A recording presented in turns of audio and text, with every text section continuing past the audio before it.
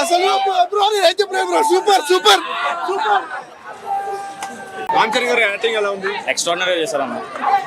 Direction అంటే చాలా చాలా చోట్ల బ్రిలియంట్ రైటింగ్ ఉందన్న. అంటే మనం ఎక్స్పెక్ట్ చేసిన దానికంటే చాలా డిఫరెంట్ గా రైటింగ్ ఉంది. అండ్ కొన్ని రైటింగ్ చాలా బాగుంది, కానీ కొంచెం టెంప్లెట్ బేస్డ్ ఉంది. సినిమా అద్భుతం అన్న, చాలా బాగుంది. ఖచ్చితంగా చూడాలి. ఎంజాయ్ కాదు, బీభత్సంగా ఎంజాయ్ చేస్తాం.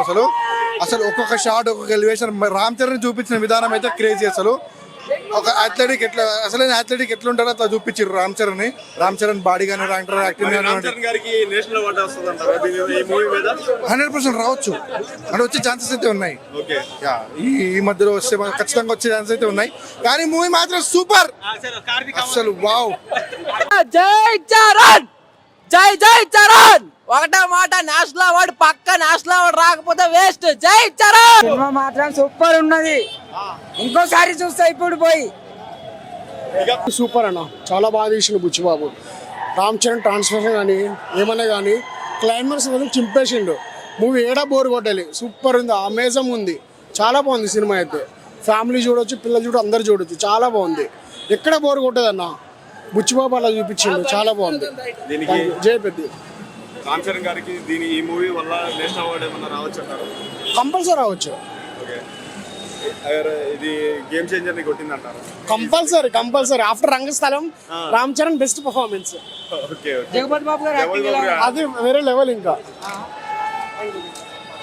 మామూలుగా లేదు, అరాచకం.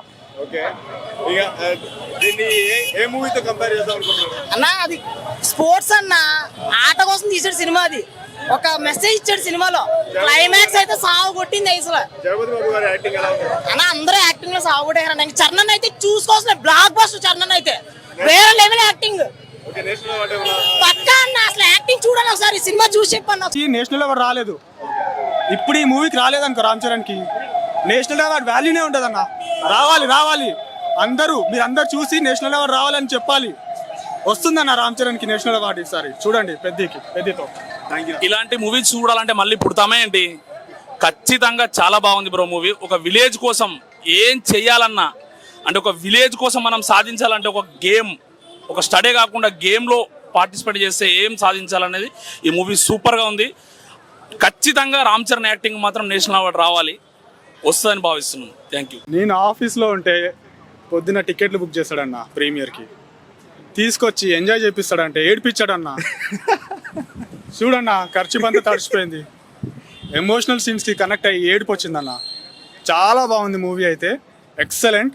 రామ్ చరణ్ యాక్టింగ్, డాన్స్ అన్న, గ్రేస్ అంటే అది ఎవరో చెప్తారన్న, ఎన్టీఆర్ యాక్టింగ్ చేస్తారని, ఎన్టీఆర్ డాన్స్ చేస్తారని, అల్లు అర్జున్ డాన్స్ చేస్తారని బాగా.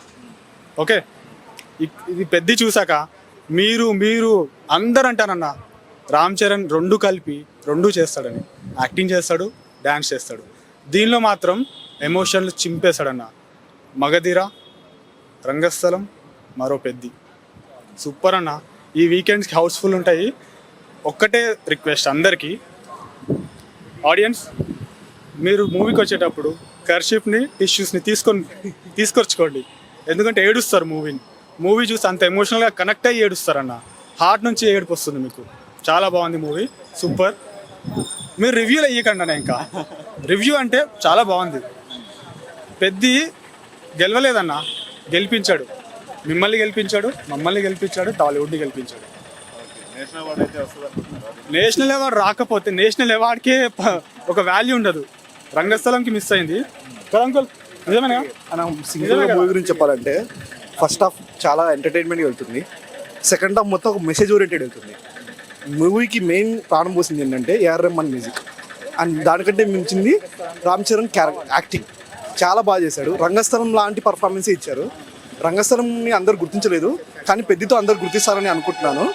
బట్ మూవీలో Ram Charan, Appal Suri character, AR Rahman music, ఈ మూడు మెయిన్ చాలా బాగున్నాయి. అండ్ బుచ్చిబాబు సానా ఈ పేరు అయితే గుర్తుంటుంది, అంత చాలా చాలా రోజులు గుర్తుంటుంది. చాలా మంచిగా తీశారు మూవీని.